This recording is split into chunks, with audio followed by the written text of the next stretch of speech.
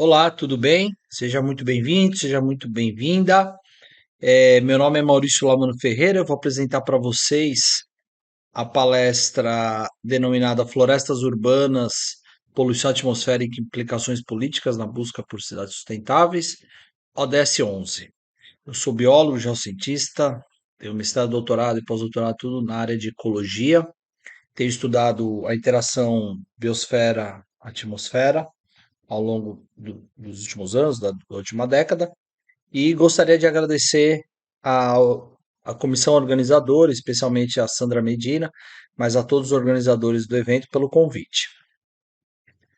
Ah, Basicamente, o que eu vou falar aqui é baseado na transformação da paisagem, que teve um processo extremamente acelerado ao longo do século XX. Aqui nós temos uma imagem na esquerda da Avenida Paulista e à direita da Avenida Paulista, do lado esquerdo, no início do século, na transição do século XVIII para o século XIX e comecinho do século XX. Aqui já a Avenida Paulista no século XXI, e essa transformação da paisagem ela está associada principalmente ao rápido crescimento demográfico que ocorreu, né, não somente no Brasil, mas na América Latina e em todo o mundo. No século XXI, nós tivemos pela primeira vez a população urbana superando a população rural em todo o planeta.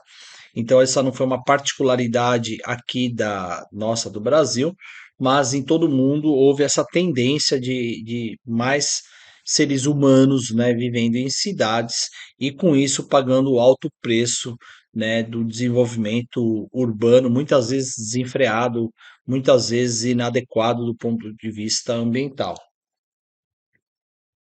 O IBGE fez um trabalho muito interessante na transição do século XX para o século XXI, mostrando a demografia no início, né, lá em 1901 enfim, no ano 2000, né, o quanto que era a população em cidade, quanto que era a população em área rural, quanto que era o PIB do Brasil relacionado à agropecuária, à promoção, oferta de serviços, à indústria.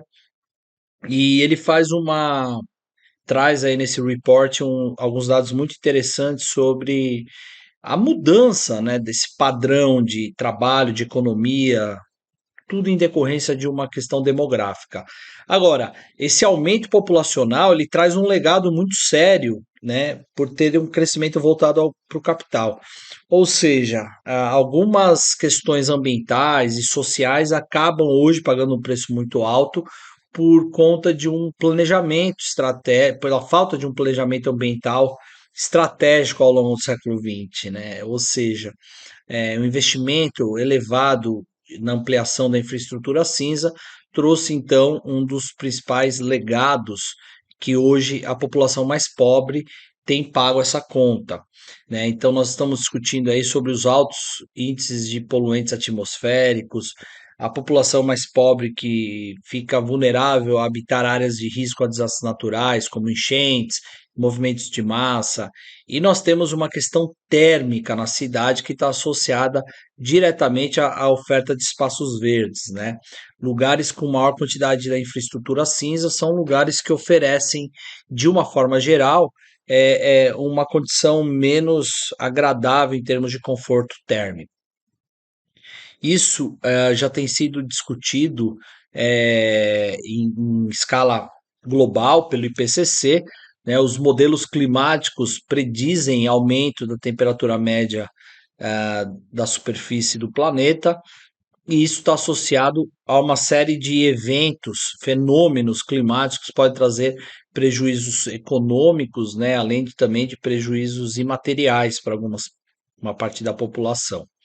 Isso também, esses movimentos econômicos também estão associados a aumento de vetores de doenças, né? Enfim, por problemas do ambiente físico.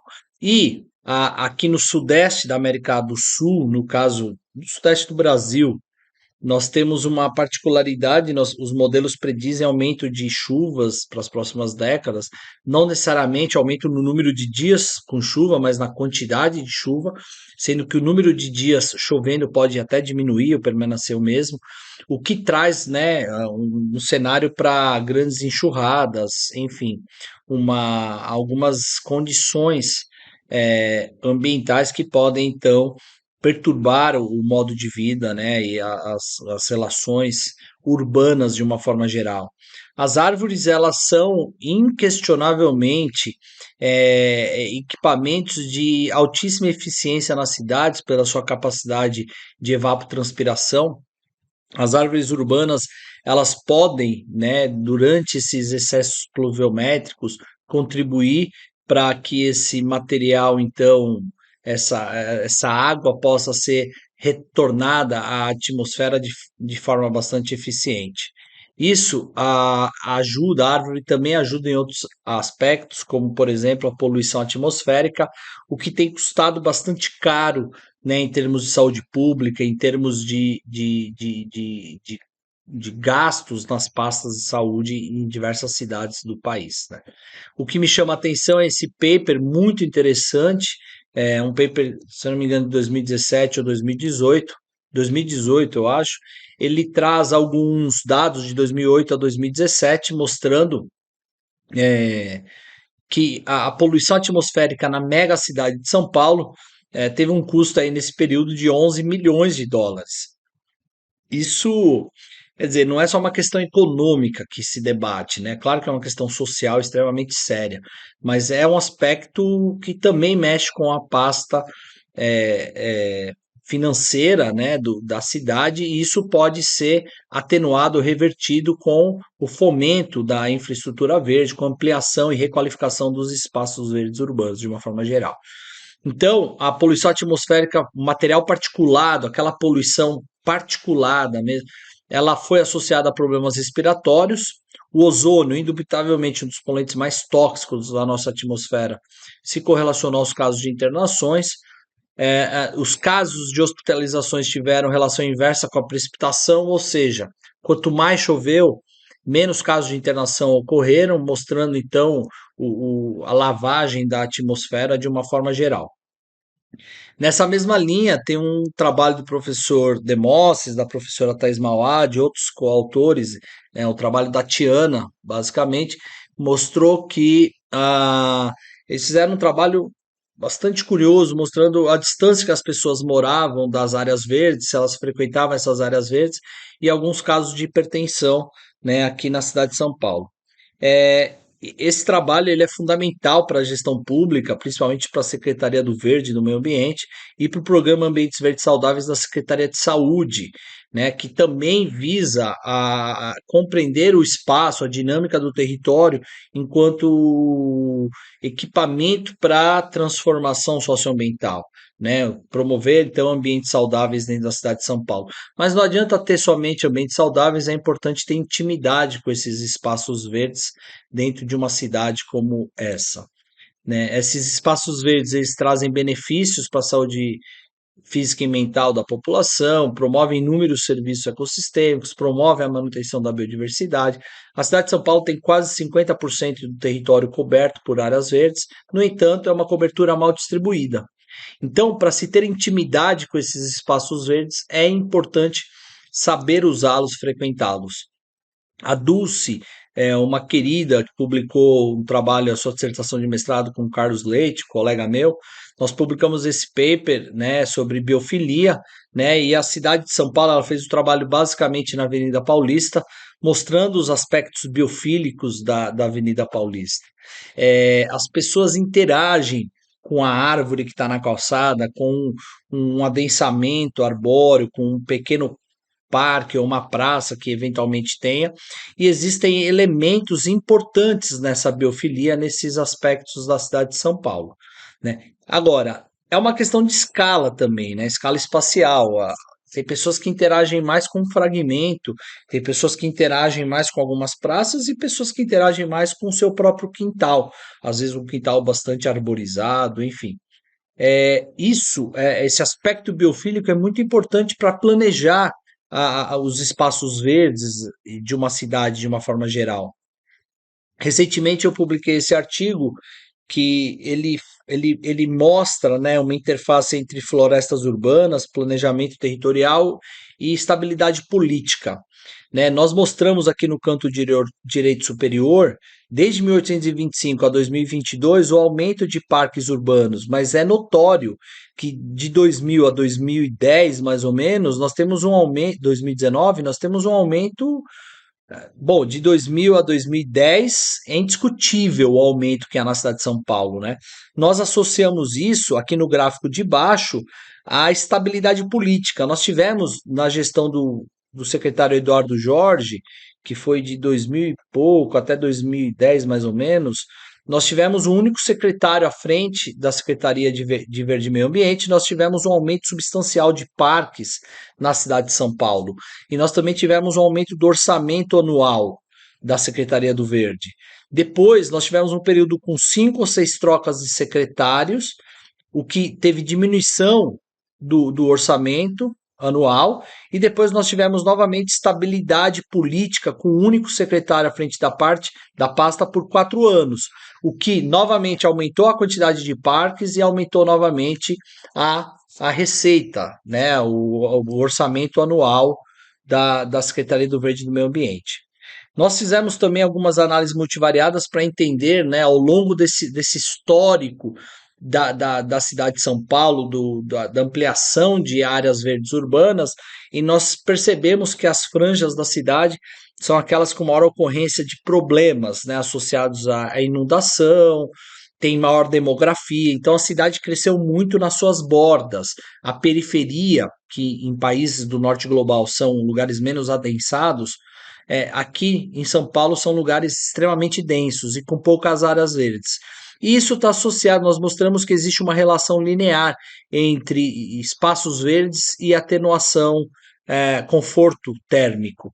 Ou seja, lugares mais verdes são lugares que promovem conforto térmico maior para a população. E, consequentemente, os pobres acabam desfrutando menos dessa virtude na cidade de São Paulo.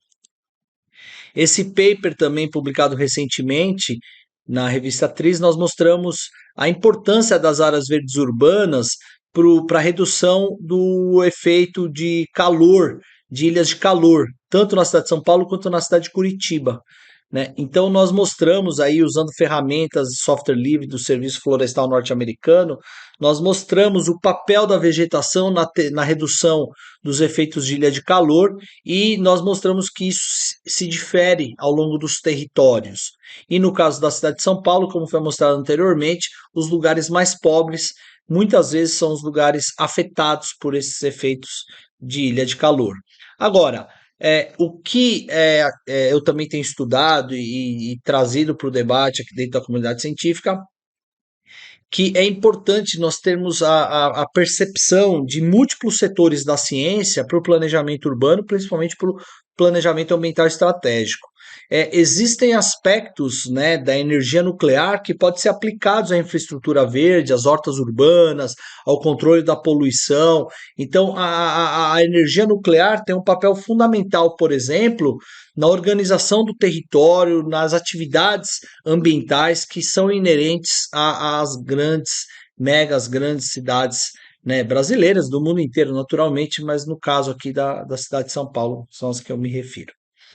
E para isso, eu queria chamar a atenção que existem diversas formas para se compreender o verde urbano, é, com e para diferentes propósitos. Então, o verde urbano ele pode servir como alavanca de desenvolvimento econômico, pode ter produção de alimentos, segurança alimentar, trabalhar com oferta de serviços ecossistêmicos, áreas de lazer, ou simplesmente de manutenção de processos ecossistêmicos e manutenção de biodiversidade.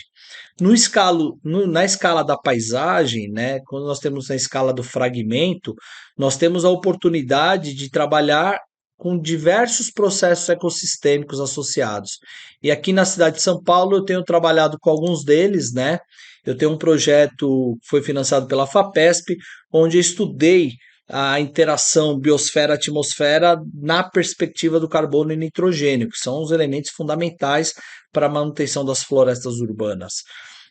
No caso, nós estudamos, já publicamos parte desses resultados, onde nós entendemos o sequestro da árvore, o sequestro de carbono e alguns processos ecofisiológicos dessas árvores urbanas em fragmentos florestais. Quais são alguns processos ecofisiológicos que principalmente operam, nesse sequestro de carbono?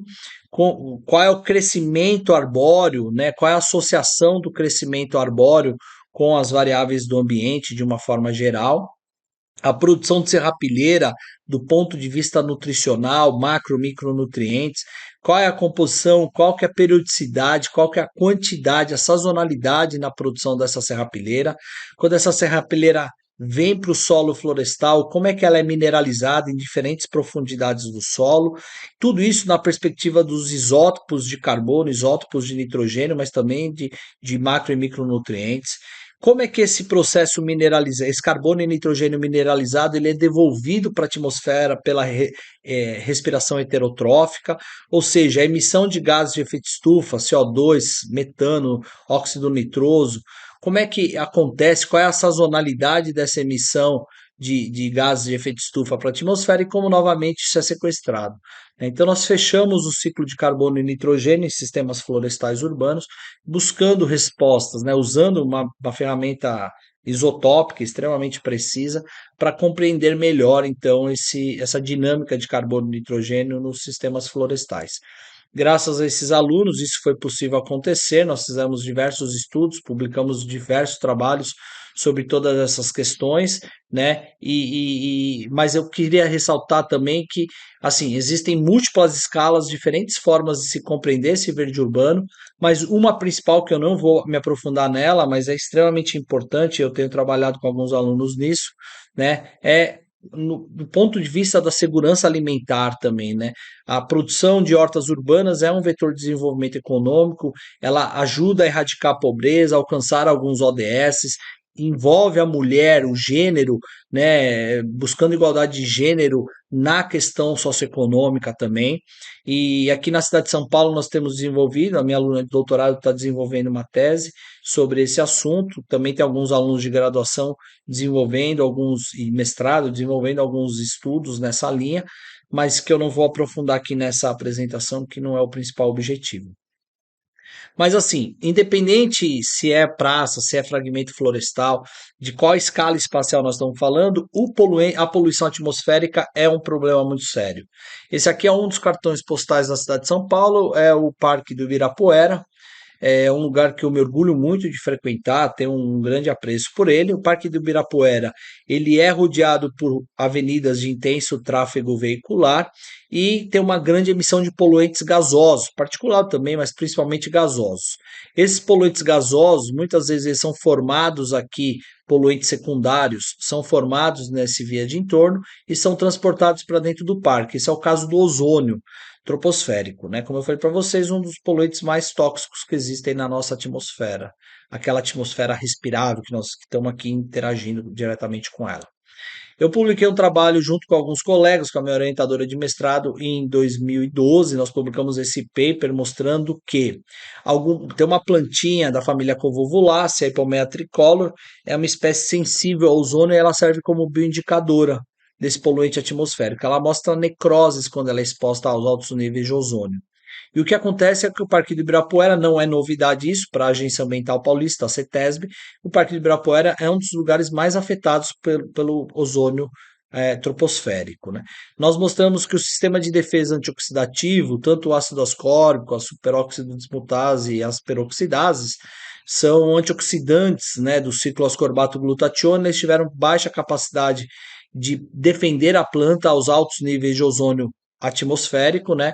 E com isso nós pudemos mostrar aí uma sazonalidade, né, reportada também por essa análise multivariada, uma sazonalidade na concentração desse gás e, consequentemente, afetando a diversidade vegetal. No caso, essa planta que é indicadora de ozônio.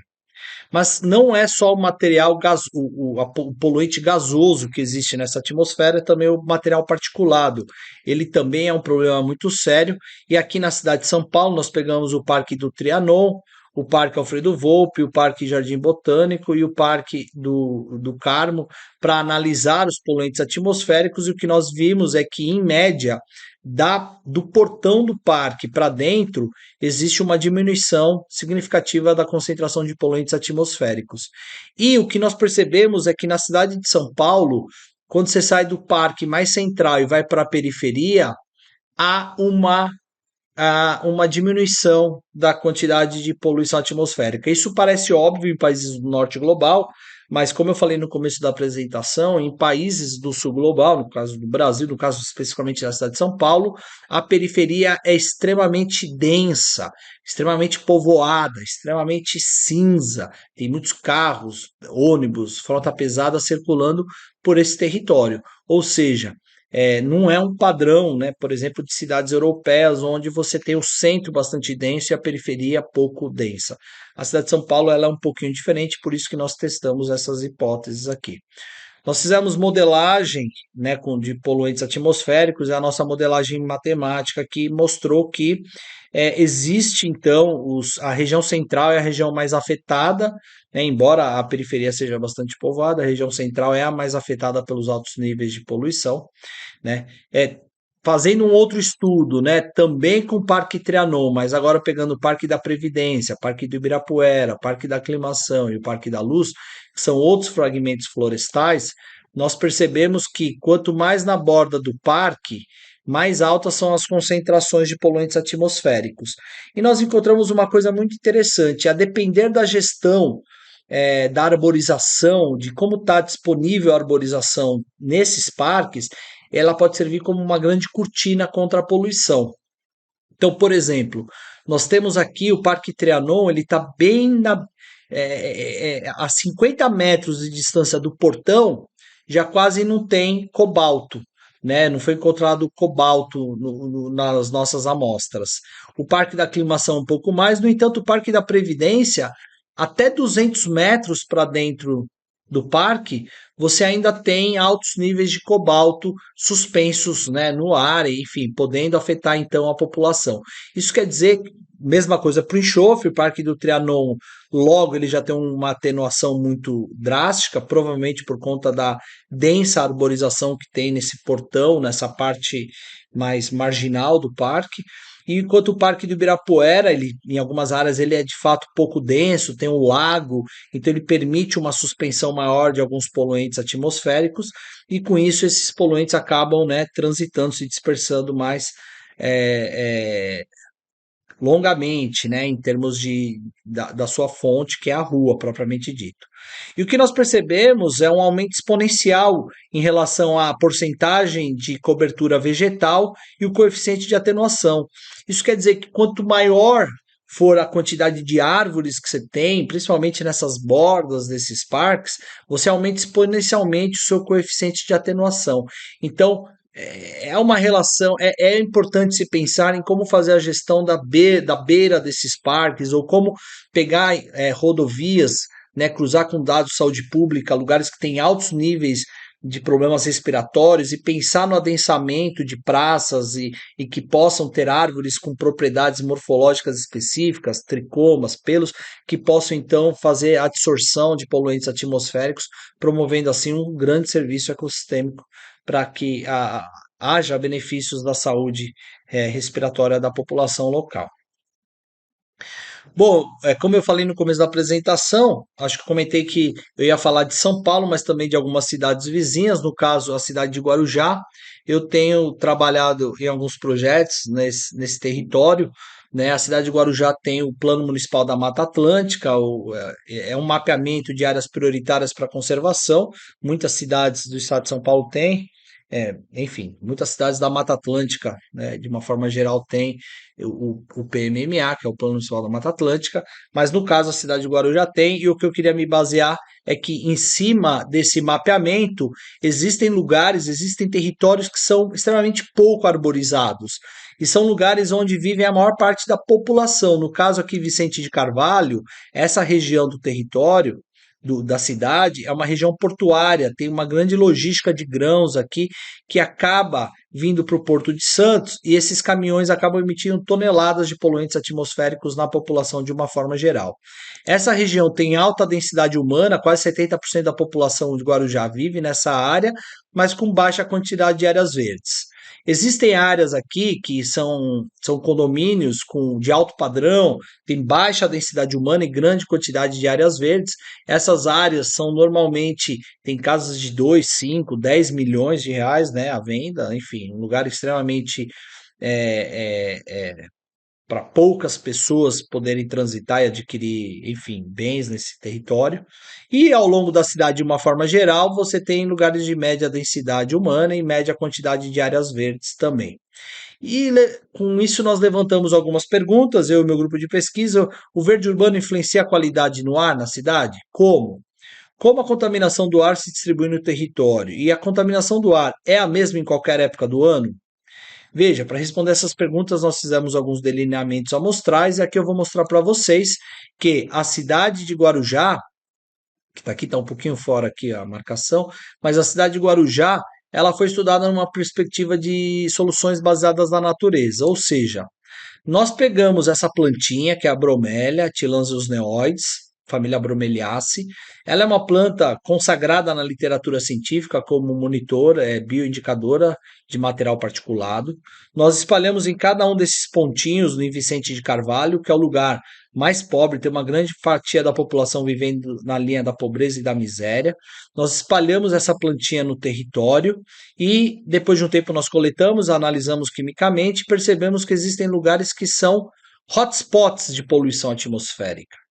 Esses lugares com altos índices, altas concentrações de material particulado, também são locais que têm baixa quantidade de árvores.